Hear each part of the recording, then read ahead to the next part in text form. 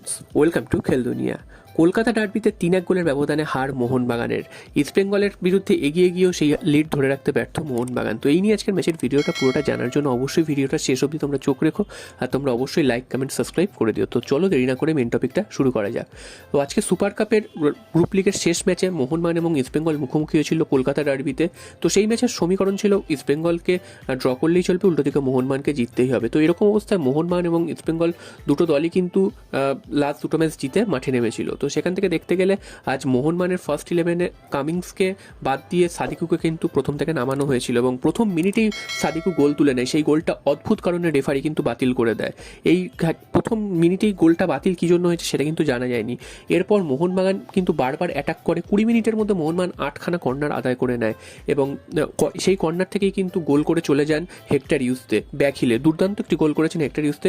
তার 5 মিনিটের মাথাতেই কিন্তু ইস্টবেঙ্গল গোল শোধ করে দেয়। ক্লেটন সিলভা তিনি বক্সের বাইরে থেকে একটা জোরালো শট মারে, সেটাও কিন্তু খুব সুন্দর গোল।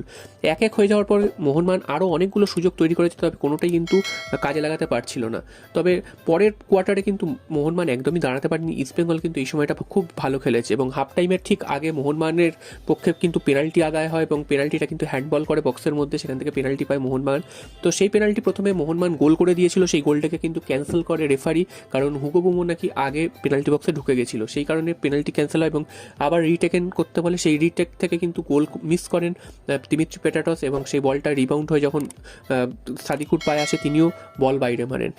1-1 ফলে বিরতিতে ড্রেসিং রুমে যায় দুটো দল এবং ফিরে এসে মোহনবাগান ইস্টবেঙ্গল দুটো দলই কিন্তু আবার একই ছন্দে খেলা শুরু করে।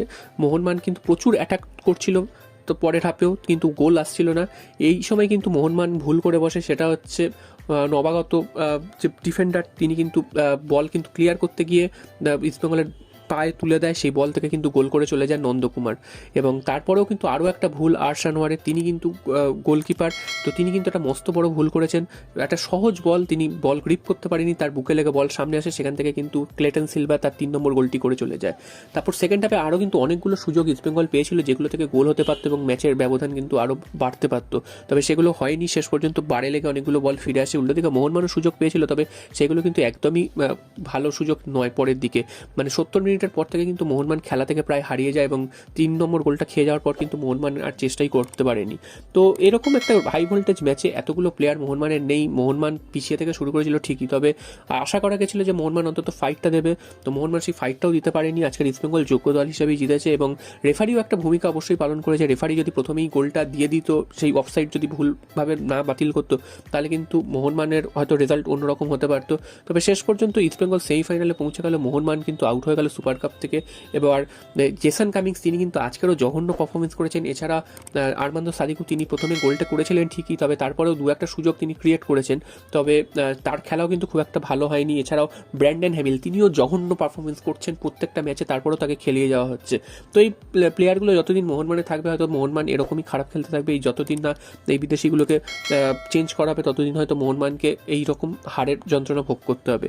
তো দেখা যাক মোহনবাগান এই টুর্নামেন্ট থেকে আউট হয়ে যাওয়ার পর আইএসএল নিয়ে কী চিন্তাভাবনা করে এবং সামনে এই যে টুর্নামেন্ট রয়েছে আইএসএলের সেকেন্ড পর্ব, সেখানে মোহনবাগান প্লেয়ারদের কীভাবে নামায় বা কীভাবে চেঞ্জগুলো করে সেগুলো কিন্তু দেখার, কারণ জানুয়ারি ট্রান্সফার উইন্ডো চলে গেল, এখনও কিন্তু কোনো রকম চেঞ্জ মোহনবাগান